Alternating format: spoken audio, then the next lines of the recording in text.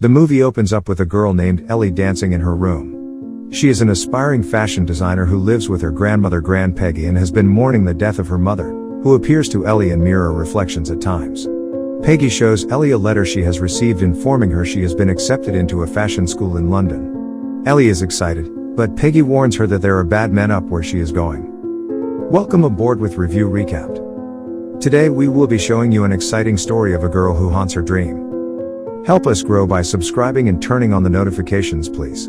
It means us a lot. Spoilers ahead. Enjoy. Ellie takes a train to London and is driven to her room by a local taxi. The taxi driver makes creepy comments to Ellie, so she gets off at a shop and waits for the man to leave so she can keep walking to her room. She gets there and meets her roommate Jocasta. Ellie goes out with Jocasta and her friends, where it is revealed that Ellie's mother died by suicide after a struggle with mental illness. While in the ladies' room, Ellie overhears Jocasta talking trash about her to the other girls. Ellie leaves the pub and walks back to her room, spotting an older man looking her way and smirking. Jocasta later brings a guy back to her room to hook up with while Ellie tries to sleep. She leaves her room and finds a party going on outside. The only student to befriend her is a young man named John. The next morning, Ellie wakes up late and runs to class where she makes it on time for attendance. Ellie decides to find a place of her own for peace of mind. She finds a room in a boarding house kept by an old woman named Ms. Collins. She gives Ellie a set of rules to follow and allows her to stay in the bedroom upstairs. Ellie likes the place and rests for the night, sleeping all the way under the covers, enjoying the quiet. When Ellie gets out of bed, she finds herself somehow in the 1960s. She walks into a venue called Café de Paris and sees her reflection as another young woman named Sandie. Ellie follows Sandie as though she is there watching everything unfold like an invisible spirit. Sandie wants to be a singer at the venue but is met with unwanted attention by a surly patron. She is told to speak to a man named Jack about being a singer. Sandie meets Jack and is charmed by him. He starts to leave with her when the patron makes rude comments. Jack punches him in the face and runs away with Sandie, kissing her in a phone booth, which is reflected as also happening with Ellie. As Ellie keeps moving, she finds Sandie in her bed, but when she tries to touch her, she wakes up back in the present. At school, Ellie becomes inspired to create a design based on what she saw Sandie wearing. Jocasta notes a hickey on Ellie's neck from where Jack had been kissing her. Later that night, Ellie goes back to sleep hoping to wake up in the 60s again. She finds herself as Sandie and Jack get closer, and he brings Sandie to meet the owner of a different venue, the Rialto, so that she can sing for him, performing the song downtown. The men note that she can definitely sing. Back in the present, Ellie dyes her hair blonde like Sandie's and continues to work on her dress design, which her teacher seems to like, while Jocasta just mocks her out of pettiness. Ellie later sees the venue where she saw Sandie perform as it appears in the present day. She then goes to a pub to ask for a job. As she heads back to her room, the old man who saw her from the other night follows her and claims to recognize her because of her hair, but he insists he is not trying to pick her up. Ellie returns to the 60s and goes to the Rialto but finds Sandie is now performing as part of a group of skimpy-dressed women dancing as backup for a woman performing as a marionette. As Ellie follows Sandie around a little more, she sees that Jack is more abusive and is telling her that she has to make certain men happy if she wants to make it in the music business. Ellie sees Sandie in the bedroom as a lecherous man approaches her with his pants off. Ellie screams at the man to not touch Sandie, and he appears to hear her, but Ellie wakes up. The experience causes Ellie to rip up the pink dress design she originally drew in class.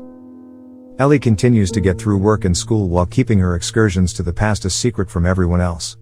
In her next trip to the 60s, she sees that Sandie is becoming more jaded and unhappy as Jack forced her into prostitution and she must service a barrage of horrible men, while she also develops a drug and alcohol problem. She uses fake names like Alex, Lexi, or Anna.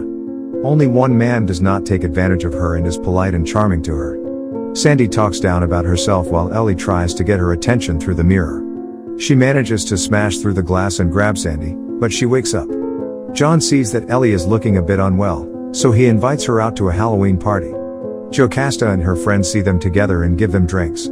They all start dancing, but in the middle of things, Ellie hallucinates seeing ghoulish visions of the men who took advantage of Sandie, as well as Sandie herself dancing alone. John takes Ellie home when he sees her looking bad. They start to kiss and go to her room for sex, but Ellie looks up and sees the ceiling mirror showing Jack attacking Sandie. Ellie starts yelling at him to get off her. She then appears to see Jack stabbing Sandie to death. Ms. Collins overhears the noise and orders John to leave, as one of her rules is not having male visitors.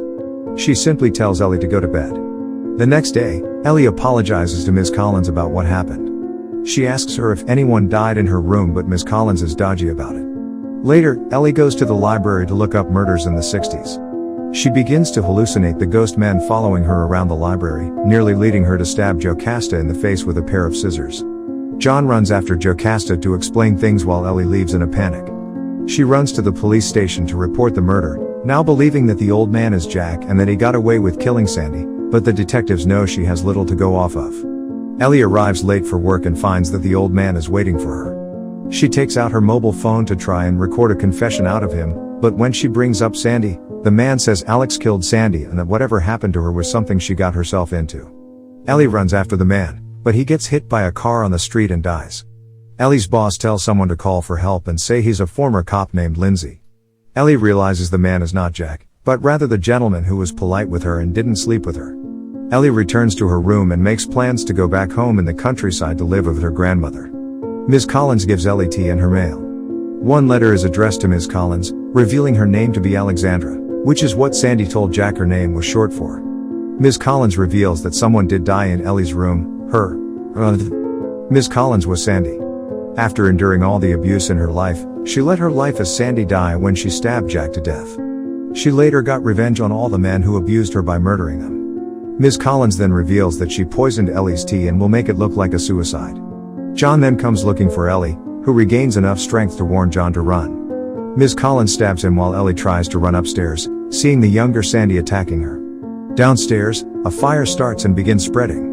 Ellie locks herself in her room where the spirits of Sandie's victims break through the floors and walls, begging Ellie to kill Ms. Collins. When she finally breaks in, she sees her reflection as Sandie and realizes she has become just as much of a monster as the men who hurt her. She tries to slit her throat, but Ellie stops her and tries to help her.